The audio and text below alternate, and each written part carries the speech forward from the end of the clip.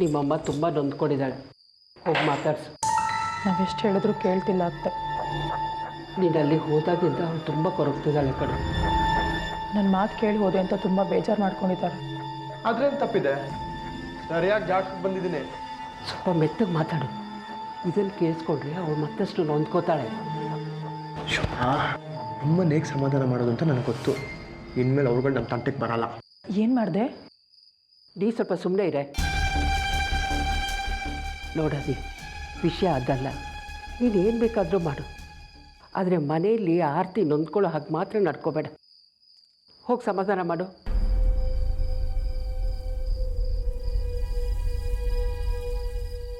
ನೀನಿಲ್ಲೇ ಇರೆ.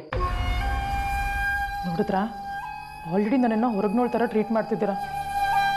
ಮದುವೆ ಆಗಿ ಮನೆಗೆ ಬಂದಮೇಲೆ ನನ್ನನ್ನು ಅಕ್ಸೆಪ್ಟ್ ಮಾಡ್ತೀರಾ ನೀವು? ನೋಡೆ, ನೀನು ಯಾವುದಕ್ಕೆ ಯಾವುದನ್ನೋ ಸಂಬಂಧ ಕಲ್ಪಿಸ್ಬೇಡ, ಸುಮ್ಮನೆ ನಿಂತ್ಕೊಂಡಿರು.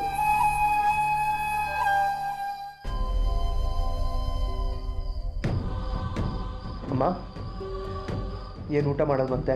ಬಾ. ನನಗೆ ಊಟ ಬೇಡ. ನೀನು ಊಟ ಬೇಡ ಅಂದರೆ ನಾವು ಊಟ ಮಾಡಲ್ಲ ಅಂತ ಹೇಳಲ್ಲ, ಆದರೆ ನಿನಗೆ ಊಟ ಮಾಡ್ತೀನಿ, ನಾವು ಊಟ ಮಾಡೋದು. ಹಠ ಬೇಡ. ಈಗ ಆಟ ನಂದೋ ನಿಂದೋ ಎಲ್ಲ ಸರಿ ಹೋಗ್ತಿದೆಯಲ್ಲಮ್ಮ. ನಮ್ಮ ಮನೇಲಿ ನಾವಿದ್ದೀವಿ, ನಮ್ಮ ಪಾಡಿ ನಾವಿರಬೇಕು ಅಂತ ತಾನೇ ಇಷ್ಟೆಲ್ಲ ಮಾಡಿದ್ದು.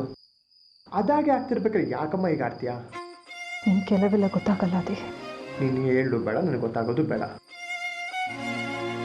ನೋಡು, ನನಗೆ ನಾಟಕ ಆಡೋಕ್ಕೆ ಬರಲ್ಲ.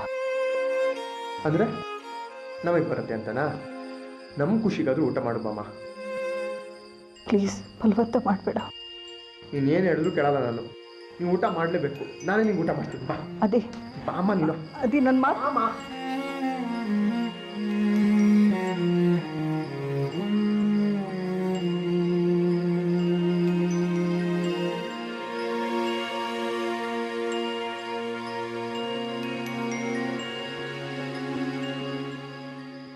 ಅಮ್ಮ, ಆ ಚಂದಮಾಮ ನೋಡು, ಎಷ್ಟು ಚೆನ್ನಾಗಿ ಕಾಣಿಸ್ತಾ ಇದ್ದಾನೆ. ಅಲ್ಲಿ ನೋಡಮ್ಮ, ಅಲ್ಲಿ ನೋಡು.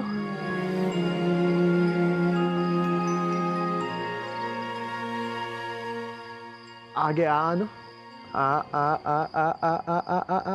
ಹಾಗೆ ಗುಡ್ ಗರ್ಲ್.